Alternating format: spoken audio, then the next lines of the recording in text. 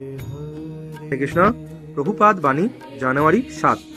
কখনো কখনো গুরু ভাইদের মধ্যে সামান্য মতানৈক্য হতে পারে, এমনকি মুক্ত আত্মাদেরও মধ্যেও এটি হয়। গুরুদেবের তত্ত্বাবধানে কৃষ্ণের সেবায় সকলে অবশ্যই নিযুক্ত আছে কিনা সেটি অত্যন্ত গুরুত্বপূর্ণ। কখনো কখনো আমাদের ভক্তদের মধ্যে, গুরু ভাইদের মধ্যে বিভিন্ন বিষয় নিয়ে মতবিরোধ হয়।